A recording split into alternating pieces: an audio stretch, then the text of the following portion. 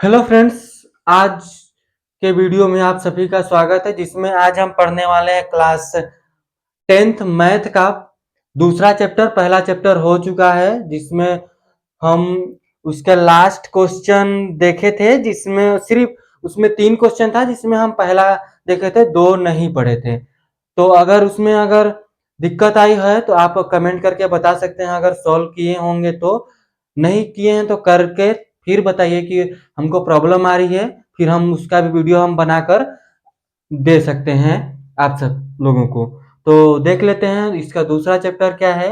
और दूसरा चैप्टर देखने से पहले हमको बेसिक्स बातें पता होनी चाहिए क्लास 9th की। चर अचर क्या होती है, बहुपद क्या होता है, और बीजीय व्यंजक क्या होता है। तो पहले तो हम उसको देखेंगे। पहला चैप्टर हो, नहीं, ये दूसरा चैप्टर है। नाम है बहुपद। बहुपद में क्या क्या पहले हमको पता होना चाहिए। पहले तो पता होना चाहिए चर क्या होता है। हम चर को पहचानेंगे कैसे? जैसे एक्स, वाई, जेड, या फिर ए, बी, सी, इस तरह से लिखा है, वो क्या है? चर है। और अचर क्या है? अचर जैसे 1, 2, 3, 4, 5, √2, 0.4, इस तरह से आता है। तो क्या हो जाता है? अचर हो जाता है।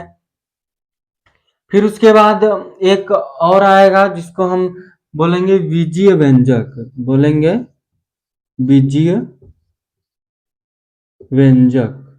बीजीय व्यंजक क्या होता है? चर और अचर को मल्टीप्लाई में अगर हम लिख दिए तो वो क्या हो जाएगा? बीजीय व्यंजक। जैसे 4x, 2x² + 1 और 4√x + 2, इस तरह से अगर लिखते जाते हैं तो ये क्या हो जाता है? बीजीय व्यंजक हो जाता है। फिर उसके बाद अगर देखते हैं बहुपद को, तो बहुपद बहुपद को क्या होता है? बहुपद की बेसिक क्या है कि जो बीजीय व्यंजक है, उस उसी का एक रूप है बहुपद, जिसको एक या एक से अधिक पद में लिखा होता है, लेकिन जो इसकी चर की जो घात होती है वो पूर्ण संख्या होनी चाहिए, तभी वो बहुपद होगा, नहीं तो बीजीय व्यंजक ही रहेगा। यहां पर अगर लिखेंगे बीजीय व्यंजक का वह रूप, बीजीय व्यंजक का वह रूप जो एक या एक से अधिक पदों में लिखा होता है तथा चर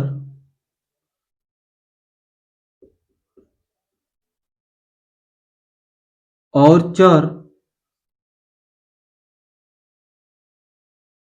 पूर्ण चर का घात पूर्ण संख्या हो, उसको क्या बोलेंगे? बहुपद। बोला है कि बीजीय व्यंजक का वह रूप जो एक या एक से अधिक पदों में हो, अधिक पदों में लिखा होता है, और चर का घात क्या हो?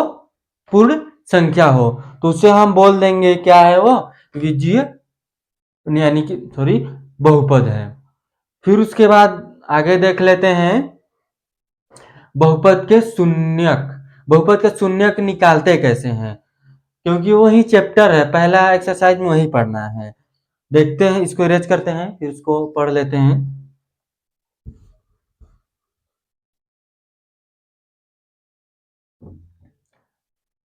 लिखेंगे बहुपद के शून्यक। बहुपद के शून्यक हम निकालते कैसे हैं? बहुपद का शून्यक निकालने के लिए हम एक क्वेश्चन की मदद से हम देखेंगे, जिसमें लिखा है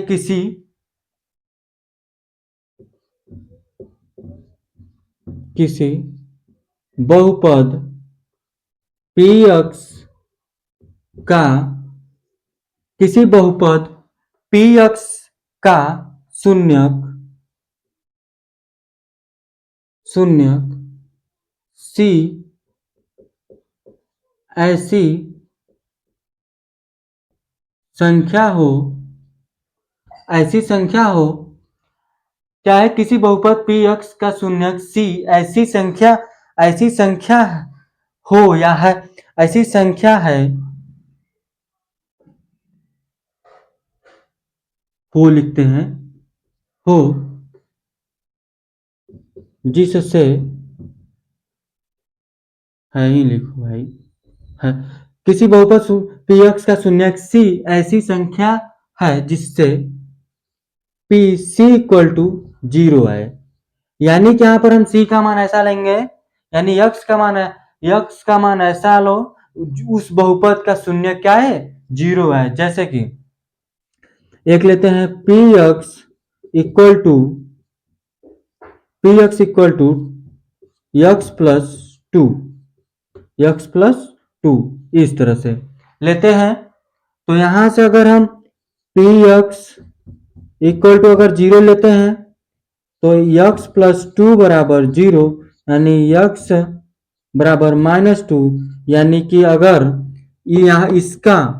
अगर यहाँ पर क्या लेते हैं, x -2 लेते हैं तो इसका मान क्या आएगा, 0 आएगा। यानी कि c का मान हम ऐसा लें कि उसका शून्यक यहाँ पर ये 0 आ गया। यानी कि कौन सी संख्या लेंगे, यहाँ पर c की 0 है तो इसमें क्या लेंगे 2, यहाँ अगर -2 रखेंगे तो ये 0 के बराबर आ जाएगा। तो इस तरह से हम कर सकते हैं, या फिर और देख सकते हैं यहाँ पर, जैसे कि यह px बराबर x² प्लस -4 लेते हैं। अगर x² -4 लेते हैं यहाँ पर तो क्या लिखेंगे, यहाँ पर px बराबर 0 तो x² -4 इक्वल टू 0। फिर इसके बाद x बराबर 4 तो यहाँ पर x² बराबर 4 तो इसका करेंगे तो +-2 आएगा। तो इसका शून्य कितना आया, एक प्लस का 2 एक माइनस का 2।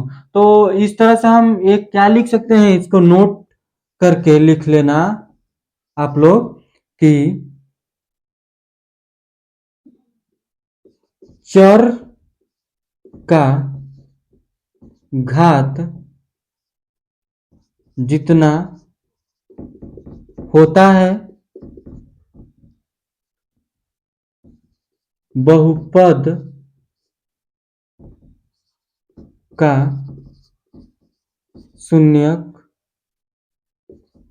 उतना ही होता है। तो ये आप इसको लिख लीजिएगा कि यानी कि चौर का जितनी घात होगी हम उतना बोल सकते हैं कि इसकी शून्यक निकल जाएगी। तो इतना हो गया, ये आप देख लिए। इसके आगे और देख लेते हैं इसकी ज्यामिति। हम इसकी ज्यामिति देख लेते हैं। इसको पहले इरेज करते हैं, आप इसको लिख लीजिएगा।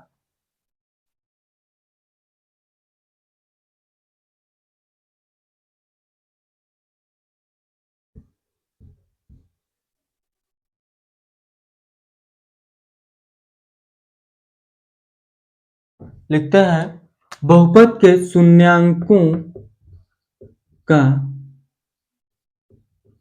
ज्यामिति क्या क्या है, बहुपद के शून्यांकों का ज्यामितीय अर्थ। पहला एक्सरसाइज में यही पढ़ना ही है। तो क्या करते हैं, एक उदाहरण ले लेते हैं। क्या, x+2 जो अभी पीछे लिए हैं, इसको अगर हम ग्राफ पे बनाते हैं,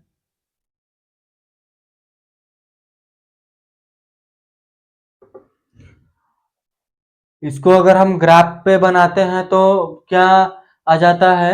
एक बार हम लेते हैं x=0। पहले तो इसको यहाँ न सॉल्व करके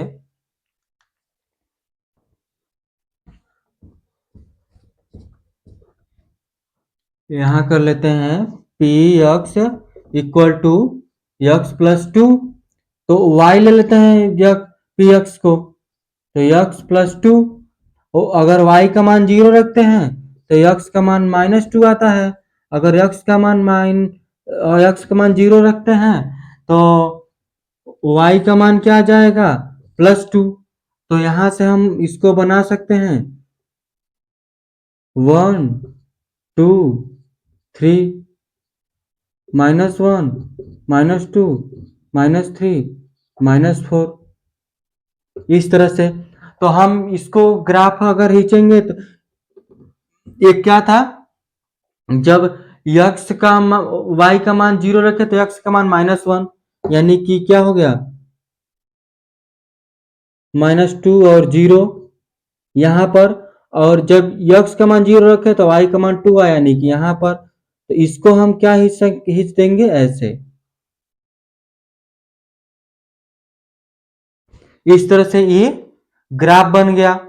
तो और क्या इसको लिख सकते हैं कि इसमें कि जितनी मतलब ये जो x एक्सिस है, इतना नंबर x एक्सिस है, ये y एक्सिस है, x डॉट ए वाई करते हैं, ठीक।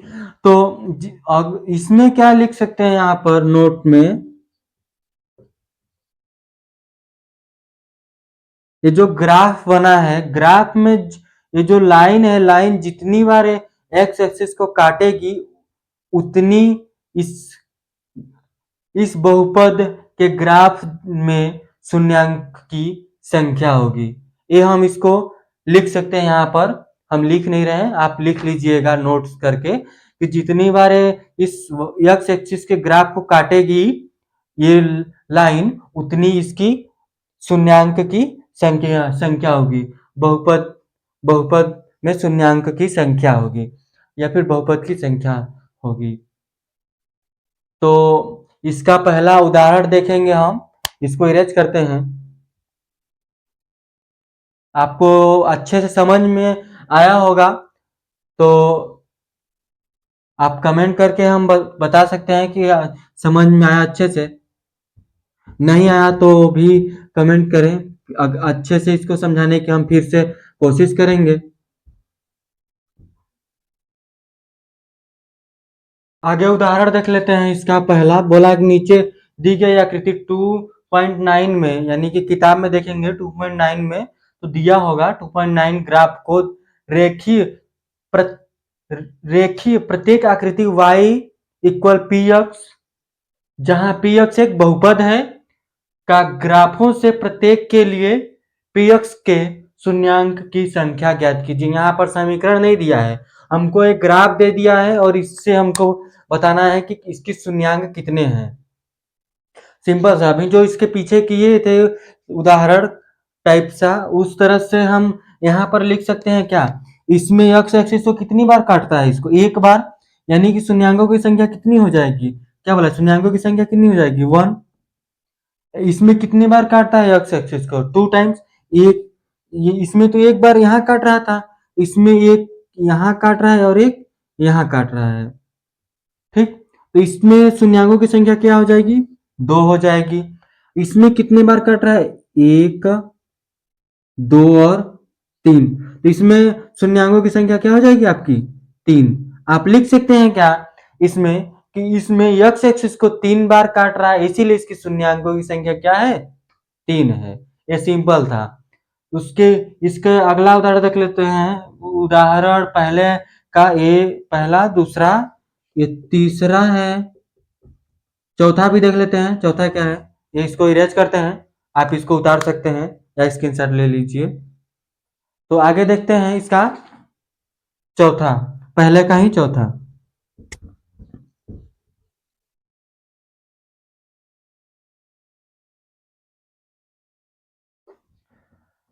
पहले का चौथा क्या है? एक्स और वाई एक्सिस तो बनाएंगे ही। ये वाई है, ये एक्स है, ये एक्स डॉट है, ये वाई डॉट है, इस तरह से। और इसमें ये था चौथा। चौथा किस तरह से है? चौथा ऐसे है, इस तरह से इसको काटा। यानी कि एक्स एक्सिस को कितने बार काट रहा है यह? एक बार। एक्स एक्सिस को एक बार काट रहा है, यानी कि इसकी भी जो शून्यांकों की संख्या क्या हो जाएगी? एक हो जाएगी। पांचवा देखते हैं इसका।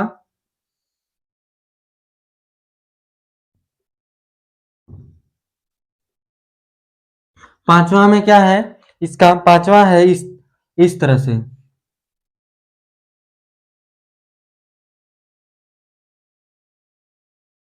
ये एक्स एक्सिस को यहाँ स्पर्श कर रही है, यानी कि इसकी भी शून्यांकों की संख्या क्या हो जाएगी? वन हो जाएगी। ये X axis Y X dot Y dot, इस तरह से। ये था पांचवा। छठवां देख लेते हैं, छठवां इसका उदाहरण। छठवां पहले का ही छठवां है, अलग से छठवां नहीं है। एक्स डॉट वाई और वाई डॉट, छठवां है भाई, छठवां। इसमें किस तरह से बनाया है?